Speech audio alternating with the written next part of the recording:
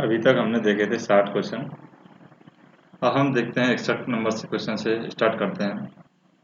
जैसे कि determine the power in dissipated by a 16 ohm resistance when the potential difference between the end of the resistor is 32 volt. तो 32 volt end of the resistance के बीच में voltage दे रखा है। 60 ohm resistance में हमें डिसिपेटेड पावर निकालनी है। तो पावर निकालने के लिए फार्मूला क्या होता है हमारे पास में, वी स्क्वायर आर से निकाल सकते हैं पावर। इससे भी पावर निकाल सकते हैं, बी स्क्वायर मतलब कि 32 का स्क्वायर। तो यहाँ पर हो जाएगा 32 इंटू 32 डिवाइड बाई आर की वैल्यू 16। तो 16 से 2 बार कट जाएगा, 32 दूनी 64। तो ये हमारा आंसर आ जाएगा। नेक्स्ट हम बात करें जैसे कि determine the value of current through the load resistance. तो यहाँ पर करंट की वैल्यू हमें निकालनी है इस सर्किट के अंदर। तो कैसे निकालेंगे करंट की वैल्यू अगर हमें निकालनी होगी? तो यहाँ पर हम देखें, इस पॉइंट पर हम क्या लगा देते हैं, केस वोल्टेज की वैल्यू निकाल लेंगे। तो वोल्टेज की वैल्यू निकालने के लिए हम लगा देते हैं केसीएल। केसीएल कैसे निकालेंगे, यहाँ पर वोल्टेज वी मान लेते हैं और केसीएल लगाएंगे। तो यहाँ पर क्या हो जाएगा, केसीएल लगाते ही ये वैल्यू हो जाएगी B minus K 9 divide by 3 plus B minus K 12 divide by 7, इस तरीके से लगेगा, plus B minus K 20 divide by 9 plus B minus K 10 divide by 5 और इक्वल टू या फिर plus V divide by R की वैल्यू आ जाएगी। आर की वैल्यू क्या है, 8। इससे निकाल देंगे इक्वल टू 0। तो इससे जो वैल्यू आएगी यहाँ पर वो आ जाएगी हमारी बी की वैल्यू। सिर्फ इससे जो वैल्यू आएगी वो बी की वैल्यू आएगी।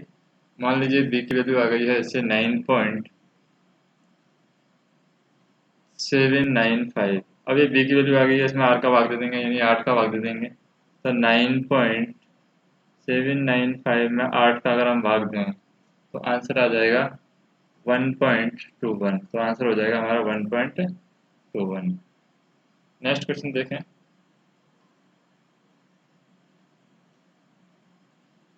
जैसे नेक्स्ट क्वेश्चन है determine the value of source current through the 10 ohm resistance.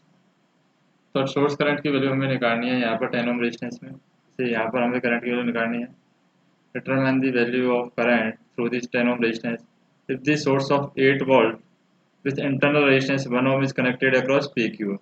तो सोर्स यहाँ पर 8 वोल्ट का कनेक्टेड करना है हमें, इसका इंटरनल रेजिस्टेंस है 1 ओम। जैसे यहाँ पर हमें 8 वोल्ट का सोर्स अगर हमने कनेक्ट कर दिया है तो यहाँ पर ये करंट की वैल्यू क्या होगी ये हमें निकालनी है। तो कैसे निकालेंगे हम ये वैल्यू? तो यहाँ पर हम देखें जैसे कि ये वोल्टेज करंट सोर्स है और ये पैरेलल में लगा हुआ है करंट सोर्स 5 ओम के। तो इसको अगर हम वोल्टेज सोर्स में कन्वर्ट करें तो ये वोल्टेज सोर्स में हो जाएगा 15 वोल्ट, जैसे प्लस और माइनस 15 वोल्ट, और ये 5 ओम यहाँ पर चला जाएगा। और इसी तरीके से ये जो 5 ओम है यहाँ पर चला गया है, ये वाला 5 ओम, और ये वाला 5 ओम पहले से यहाँ पर है, और ये 10 ओम यहाँ पर आ जाएगा, यानी ये वाला यहाँ पर हट जाएगा। तो इसको हम यहाँ पर हटा देते हैं, जैसे कि इसको इस तरीके से हटा दिया, रिमूव कर दिया। तो ये वाला हमारे पास सर्किट, नया सर्किट आ गया है। अब क्या करते हैं हम, यहाँ पर इस जगह पर हम वोल्टेज निकालते हैं। तो वोल्टेज से हम करंट की वैल्यू निकाल लेंगे। तो बी माइनस के ये हमारा हो गया 15 वोल्ट। तो ये वैल्यू हो जाएगी हमारे पास में बी माइनस के 15 डिवाइड बाई 10 प्लस वी के डिवाइड बाई 10, केसी लगा दिया तुमने, और प्लस बी माइनस के 8 डिवाइड बाई 1, क्योंकि इसका इंटरनल रेजिस्टेंस है वो 1 ओम है, इक्वल टू 0। तो इससे जो वैल्यू है हमारी वो बी की वैल्यू आ जाएगी। तो बी की वैल्यू आ गई है, मान लेते हैं यहाँ से वैल्यू जो आ गई है बी की वैल्यू वो आ गई है 95 डिवाइड बाई 12। क्योंकि अगर इसको सॉल्व भी करें हम, जैसे 10 एलसीएम लेके सॉल्व करते हैं तो यहाँ पर क्या हो जाएगा, 10 एलसीएम लेके सॉल्व भी करते हैं तो ये 80 हो जाएगा, बी माइनस की 80 इधर वाला सेक्शन है। 18 और 50, 18 और 15 हो जाएगा यहाँ पर 95। तो 95 डिवाइड बाई क्या हो जाएगा, 10 वोल्ट में ये वोल्ट और ये वोल्ट और जुड़ जाएगा तो 12 वोल्ट, तो 95 डिवाइड बाई 12 आ जाएगा answer.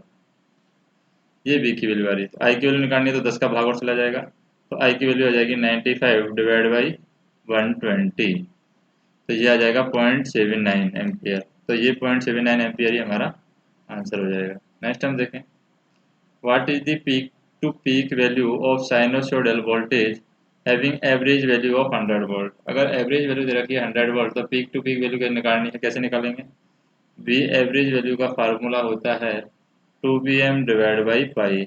Peak to peak value पूछी है यानी bm की वैल्यू पूछी है, तो यहाँ पर हम देखें कि एवरेज की वैल्यू दे रखी है 100, तो 100 equal to 2bm divide by pi, तो यहाँ पर 2bm की वैल्यू हो जाएगी 100 पाई यानी 314 आ जाएगी। 2bm की वैल्यू 100 पाई यानी 314, तो 313.97 यहाँ पर आंसर हो जाएगा। क्योंकि एक bm की value, peak to peak value क्या होती है, ये वाला bm होता है, यहाँ से यहाँ तक की जो वैल्यू है वो bm होती है, और यहाँ से यहाँ तक की वैल्यू bm होगी, तो पीक टू पीक वैल्यू हो जाएगी 2bm। नेक्स्ट हम देखें, जैसे कि क्वेश्चन दिया हुआ है, I calculate the phase angle between the voltage and current phasor of the series RL circuit having resistance of 65 ohm and inductive reactance of 37.57 ohm when applied to the frequency of 60 Hz। यानी कि frequency दे रखी है हमें, क्या क्या दे रखा है, frequency दिया हुआ है और फ्रीक्वेंसी दिया हुआ है हमें, और आर की वैल्यू दे रखी है 65 और एक्सएल की वैल्यू भी दे रखी है, यहाँ पर कितना दे रखा है, एक्सएल की वैल्यू 37.53, इस तरीके से। तो इसे हम निकालें, अगर हमें निकालना है, क्या निकालना है, फेज एंगल, तो फाई का फार्मूला होता है phi equal to tan inverse XL divide by R. तो यहाँ पर हो जाएगा tan इनवर्स एक्सएल की वैल्यू क्या है 37.53 डिवाइड बाई आर की वैल्यू क्या है 65, तो ये आंसर आ जाएगा हमारे पास में 10 की वैल्यू 30 डिग्री, यानी कि फाई की वैल्यू 30 डिग्री आ जाएगी, ये हमारा आंसर होगा। नेक्स्ट हम देखें, जैसे कि in delta connected three phase circuit has three equal resistance of 36 ohm in each, what is the value of per phase resistance of the equivalent star. अगर डेल्टा में हमें वैल्यू दे रखी है कितनी 36, तो स्टार में पूछी है यहाँ पर, तो स्टार में कैसे निकालेंगे, यहाँ पर स्टार में निकालने के लिए मान लीजिए हमें एक सिर्फ ये वाला स्टार निकालना है, तो ये वाले स्टार को निकालने के लिए हमें क्या करना होगा, दोनों को मल्टीप्लाई करना होगा। यहाँ पर जैसे कि दोनों को मल्टीप्लाई करें, अगर डेल्टा से अगर हमें स्टार में जाना है तो हम क्या करते हैं, डिवाइड बाई 3 करते हैं। डेल्टा से अगर स्टार में जाना है तो डिवाइड बाई 3 करते हैं, तो ये आ जाएगा 3 में 12 ओम, तो इक्विवेलेंट स्टार कनेक्टेड रेजिस्टेंस आ जाएगा 12 ओम। अगर डेल्टा से स्टार से डेल्टा में जा रहे हैं तो क्या करते हैं, हम मल्टीप्लाई करते हैं, क्योंकि बिल्डिंग बनाते हैं तो मल्टीप्लाई करते हैं, बिल्डिंग तोड़ते हैं तो डिवाइड कर रहे हैं। इस तरीके से याद रख सकते हैं, क्योंकि डेल्टा की बिल्डिंग बनी हुई है, इसको तोड़ रहे हैं तो डिवाइड करेंगे। स्टार की बिल्डिंग है, बनी नहीं है, इसको बनाना है तो मल्टीप्लाई करेंगे 3 से। नेक्स्ट हम देखें अगला क्वेश्चन, जैसे यहाँ पर हम देखें which of the following is the dimension of capacitance. तो कैपेसिटेंस की डायमेंशन यहाँ पर कौन सी है, कैपेसिटेंस को हम मेजर करते हैं C equal to E naught A divide by D. तो E naught A divide by D से हम देखें, और एफ की वैल्यू क्या आ जाएगी, यहाँ पर एफ इक्वल टू होता है Q1 Q2 divide by 4 pi E not D square, 4 pi E not D square. तो यहाँ पर हो जाएगी सी की वैल्यू, अगर हम बात करें सी की वैल्यू क्या हो जाएगी Q1 Q2 A divide by 4 pi D square. तो इसके अकॉर्डिंग यूनिट ऑफ सी है वो आ जाएगी हमारी ए स्क्वायर टी की power 4 divide by M L square, क्योंकि अगर सी की यूनिट हम देखें Q1 की वैल्यू है A square T square L square I का square divide by M L की पावर 4। एल की पावर 2 के अकॉर्डिंग हम देखें यहाँ पर ए स्क्वायर टी का स्क्वायर और यहाँ पर भी टी का स्क्वायर, तो टी की पावर 4 हो गया एम टी की पावर 4, आई स्क्वायर टी की हो गया यहाँ पर, तो टी स्क्वायर तो ए स्क्वायर टी की power 4 divide by M L square आ जाएगा,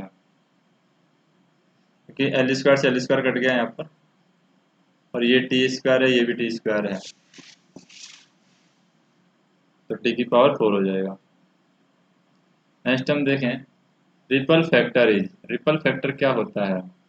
तो रिपल फैक्टर जो होता है, ये रिपल इज द डिजायर्ड और define as a signal how much fluctuate about its average value, यानी कोई भी सिग्नल है उसकी एवरेज वैल्यू मान लो ये दे रखी है, तो इस एवरेज वैल्यू से कितना ये सिग्नल है फ्लक्चुएट हो रहा है, उसे बोलते हैं रिपल फैक्टर।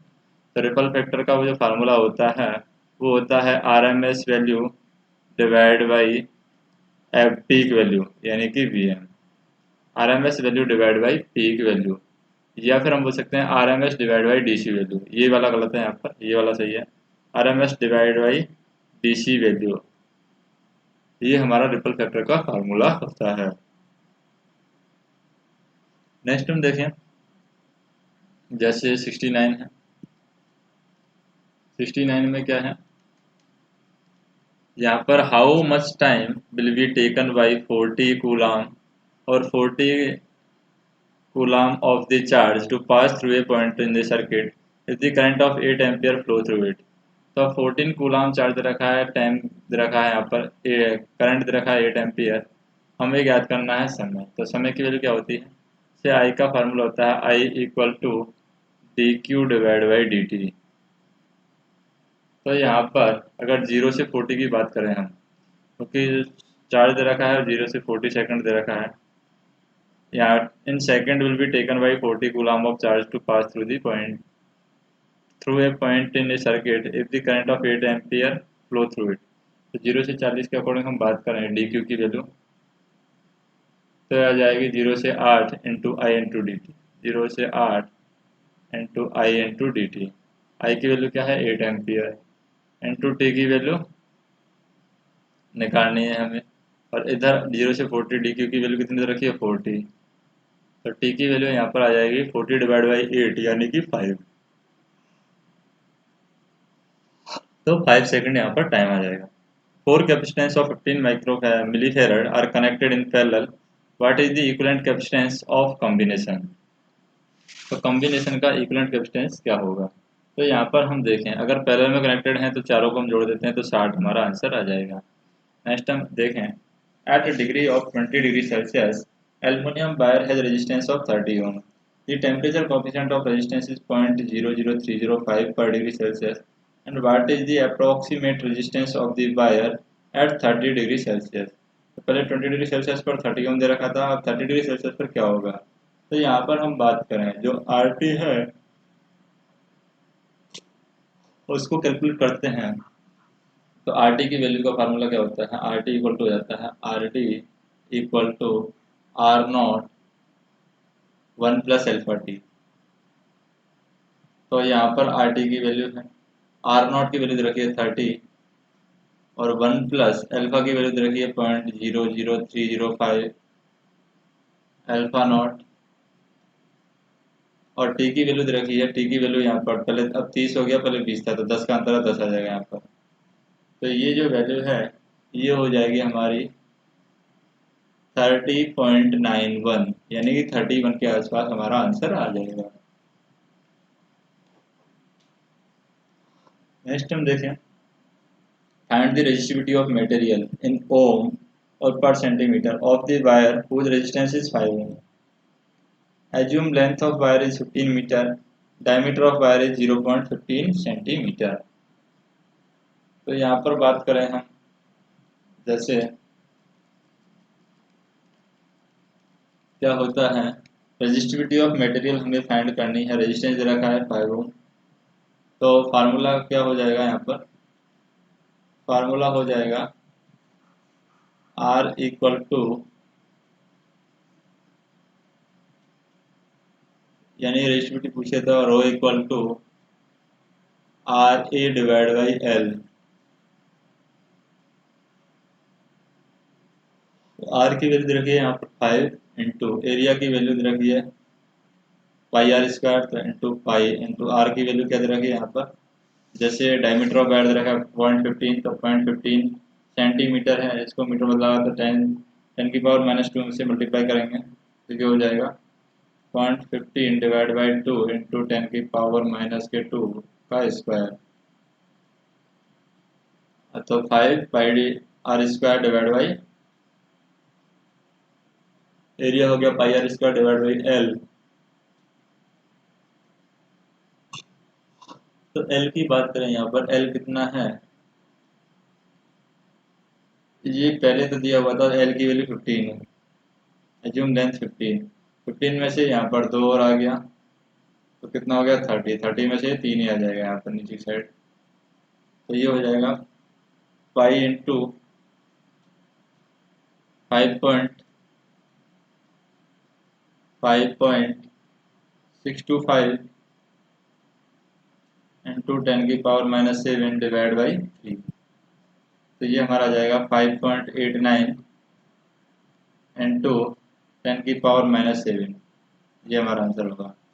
नेक्स्ट हम देखें, 2 metal plate having an area of 50 square meter are separated by a dielectric material having the thickness of 4 mm and relative permittivity of 9. Calculate the capacitance और in microfarad across the metal plate. तो metal plate के across जो capacitance है वो हमें major करना है, तो कैसे मेजर करेंगे, C equal to E naught A R A divide by D. E naught की वैल्यू होगी यहाँ पर 8.85 इंटू 10 की पावर-12 इंटू ई आर की वैल्यू यहाँ पर हो दे रखी है रिलेटिव परमिटिविटी 9 इंटू ए की वैल्यू हम देखें, ए की वैल्यू दे रखी है यहाँ पर 50 square metre divide by D की वैल्यू यहाँ पर दे रखी है 4 mm, यानी कि 4 इंटू 10 की पावर-3, तो इससे हमारा कैपेसिटेंस की वैल्यू हो जाएगी 0.996 फेरेड।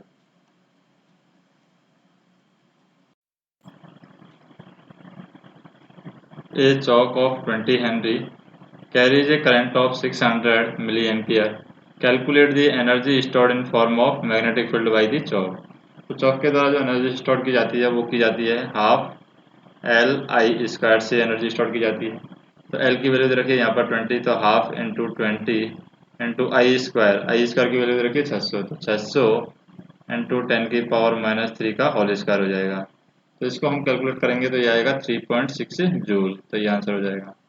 नेक्स्ट हम देखें, जैसे कि the dimensions of cuboidal metal strip are A 5 centimeter, B 15 centimeter and C 10 centimeter. What is the ratio of resistance R A R V R C between the respective pair of opposite faces. तो respective pair of opposite faces में क्या ratio ये होगा, तो यहाँ पर हम देखें जैसे 15 है, 5 है और 10 दे रखी है, तो ये क्या हो जाएगा 5 डिवाइड बाई 150 होगा, क्योंकि 5 के बाद में ये दोनों मल्टीप्लाई होंगे तो 5 डिवाइड बाई 150।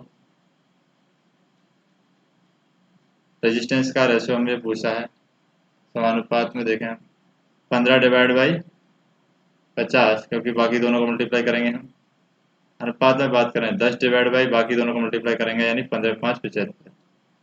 तो ये वैल्यू हो जाएगी यहाँ पर, अगर हम 150 से मल्टीप्लाई करें तो ये 5 आ जाएगा, यहाँ पर 150 से मल्टीप्लाई करें तो यहाँ पर 45 आ जाएगा, 150 से मल्टीप्लाई करें तो यहाँ पर आ जाएगा 20, यानी कि 1:9:4, तो 1:9:4 हमारा आंसर हो जाएगा।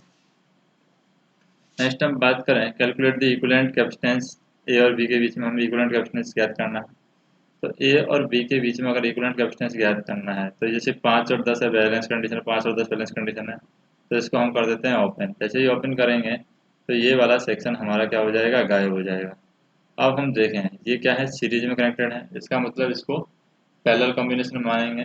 तो पैरेलल कॉम्बिनेशन में क्या हो जाएगा, जैसे 5 इंटू 10 डिवाइड बाई 15 हम देखें, ये दोनों सीरीज में है तो ये हो जाएगा 50 डिवाइड बाई 15, इधर भी हम देखें प्लस 50 डिवाइड बाई 15, तो ये हो जाएगा directly 100 divide by 15।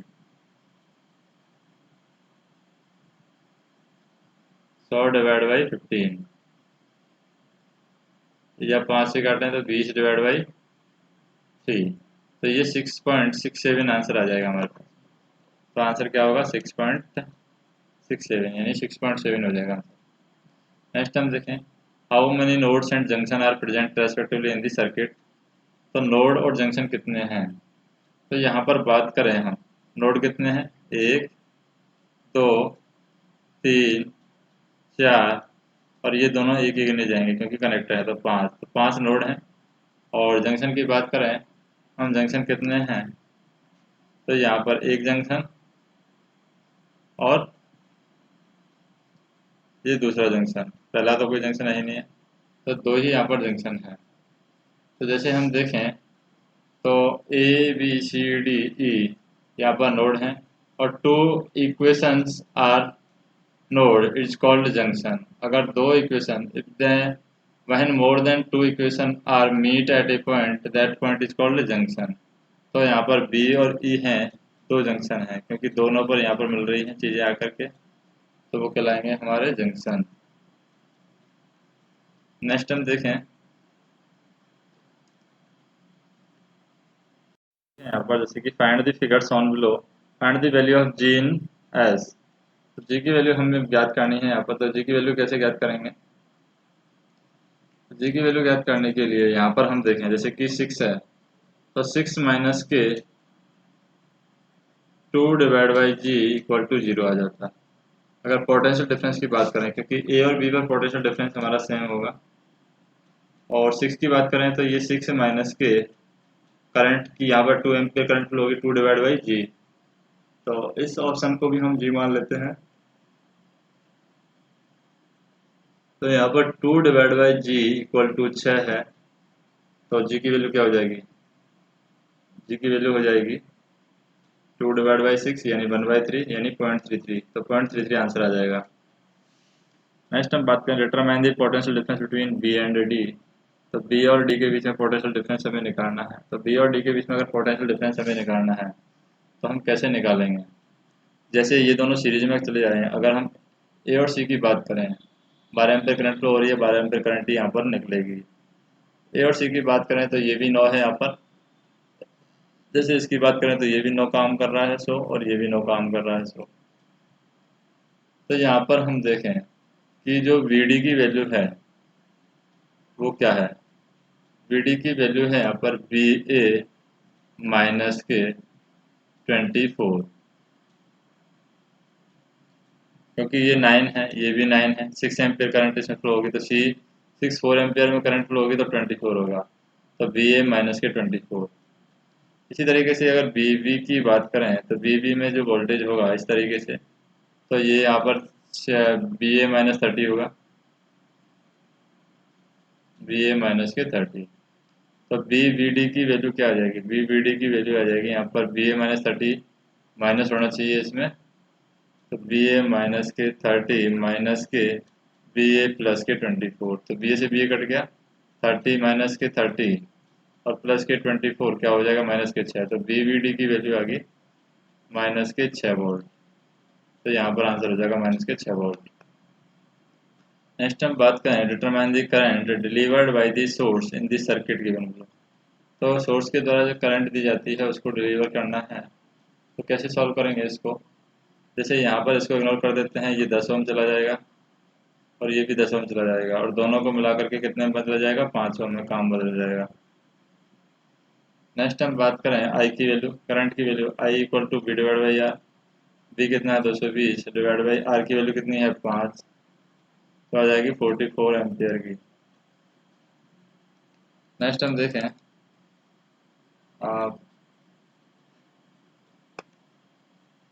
Which of the following material does not allow the current to follow in it. तो कौन सी मटेरियल है जो अपने अंदर करंट को फ्लो होने से मना करता है, इंसुलेटर है वो। पर हम बात करें नेक्स्ट क्वेश्चन की, जैसे कि how much power will be dissipated by a 5 ohm resistor in which value of current is 2 ampere. तो आई स्क्वायर आर से हम निकाल लें यहाँ पर, तो 4 × 5 20 हो जाएगा, तो 20 आंसर आ जाएगा। नेक्स्ट हम देखें which property of electrical conductor oppose the change in current. तो करंट में चेंज का अपोज इंडक्टेंस करता है, अगर वोल्टेज होता तो कैपेसिटेंस करता है। तो यहाँ पर आ जाएगा इंडक्टेंस। नेक्स्ट हम बात करें जैसे कि what is the resistivity of 2 ohm cylindrical wire when the length and the diameter of wire is 10 metre and 0.4 metre. तो यहाँ पर हम देखें जो रो की वैल्यू है, रेजिस्टिविटी पूछी है, rho equal to R A divide by L. तो आर ए की वैल्यू होगी यहाँ पर 2 into pi into area, pi D square divide by 4 या पाई आर स्क्वायर। आर की वैल्यू क्या हो जाएगी 0.4 डिवाइड बाई 2 का square pi R square divide by pi R square divide by L की वैल्यू 10। तो इससे आ जाएगा 0.025, 0.025 आंसर हो जाएगा। फेराड इज दी ऐसा यूनिट ऑफ, फेराड किसकी यूनिट है, कैपेसिटेंस की यूनिट है। What is the equivalent capacitance for the circuit. Circuit के लिए इक्विवेलेंट कैपेसिटेंस क्या है। तो यहाँ पर अगर सीरीज में जोड़ रहे हैं तो पैरेलल में जोड़ के जोड़ देते हैं, यानी कि 40 हो गया। 40 और 20 को पैरेलल में जोड़ दें तो यहाँ पर हो जाएगा 800 डिवाइड बाई 60।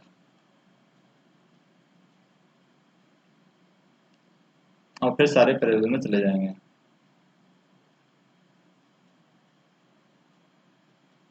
जैसे ये दोनों पैरेलल में है तो दोनों जुड़ के 40 हो गए। 40 और 20 का हमने मल्टीप्लाई किया तो हो जाएगा 800 डिवाइड बाई 60। तो 80 डिवाइड बाई 6 सही है यहाँ पर, या 40 डिवाइड बाई 3 सही है। और यहाँ पर कुछ माइक्रो फेराड के कैपेसिटेंस भी कनेक्टेड है। यहाँ पर ये जो कनेक्टेड है, ये कनेक्टेड है, सीरीज को पैरेलल की तरह कनेक्ट करना होगा।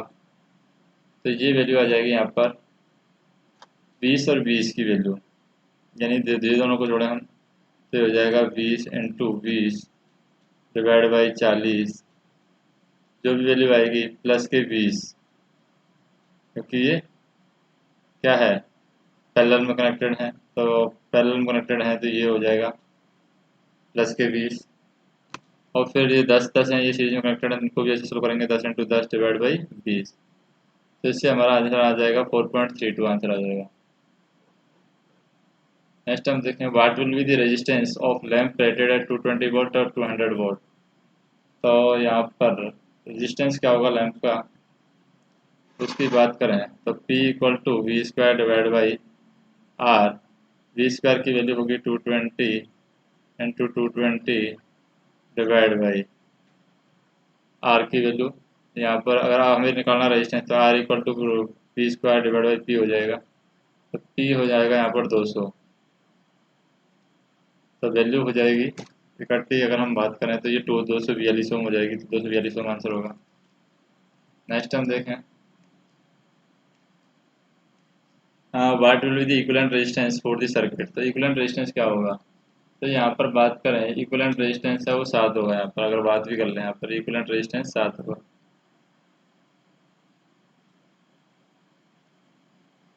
आर इक्विवेलेंट यहाँ पर 7 होगा। नेक्स्ट हम बात करें जैसे कि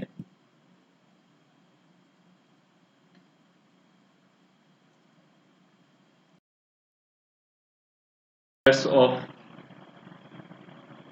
same resistivity have equivalent length of cross sectional area of the first wire is 2 times to the area of other.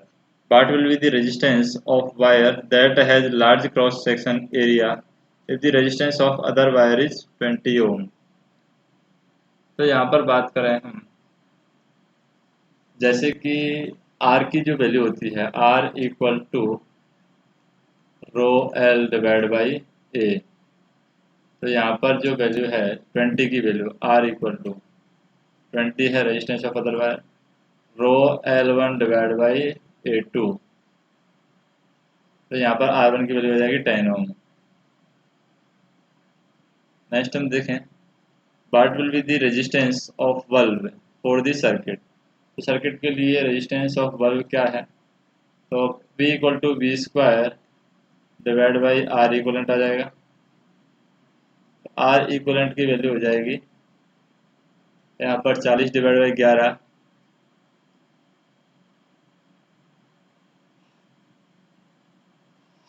तो नेक्स्ट हम देखें यहाँ पर आर इक्वलेंट की वैल्यू 40/11,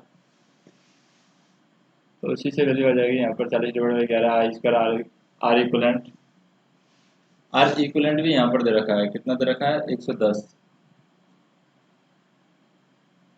110 आई स्क्वायर आर इक्वलेंट हम निकालते हैं 110 आई स्क्वायर 40/11, तो आर ए की वैल्यू आ जाएगी यहाँ पर 3.33।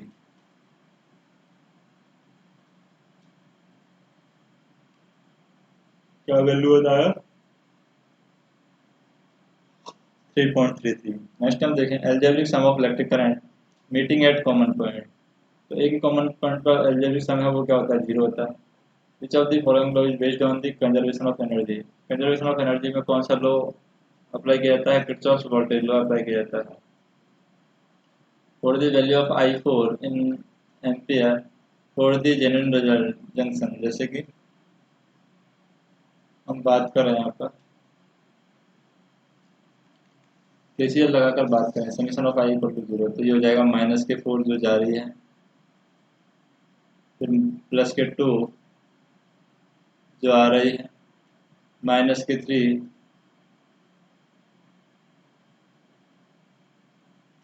I4 -8 +7, तो इससे वैल्यू हमारी आ जाएगी 6 एम्पियर। I4 की वैल्यू आ गई 6 एम्पियर, ये हमारा आंसर होगा।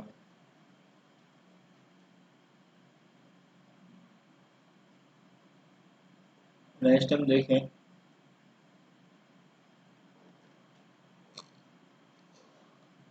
जैसे ये क्वेश्चन है, determine the value of current through the both resistance of given circuit. तो वैल्यू ऑफ करंट सारे रेजिस्टेंस में होकर निकालनी है, तो क्या होगी यहाँ पर, अगर सारे से निकालनी है तो I1 की वैल्यू होगी यहाँ पर 20/10, क्योंकि वोल्टेज यहीं पर से होगा, ये 20/10, तो ये आ जाएगी 2 एम्पियर।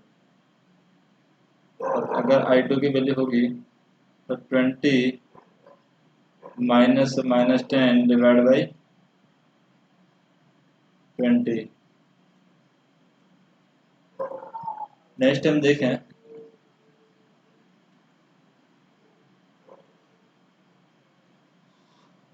20 माइनस ऑफ माइनस, तो ये 30 हो जाएगा, 30/20 हो जाएगा, 1.5 एम्पियर आंसर आ रहा है, तो ये वैल्यू हो जाएगी B. Determine the value of current and V1 respectively for the circuit. तो सर्किट के लिए वैल्यू ऑफ करंट और बी की वैल्यू ज्ञात करें, तो आई की वैल्यू हो जाएगी यहाँ पर 4 एम्पियर आई टोटल, क्योंकि यहाँ पर क्या है आई टोटल है 3 एम्पियर 1 एम्पियर, तो यहाँ पर जो बनेगी 4 एम्पियर फैल होगी। और VT है यहाँ पर टर्मिनल वोल्टेज है वो 8 ओम पर रेजिस्टेंस है, तो यहाँ पर V की वैल्यू क्या हो जाएगी, V की वैल्यू हो जाएगी 8 × 4,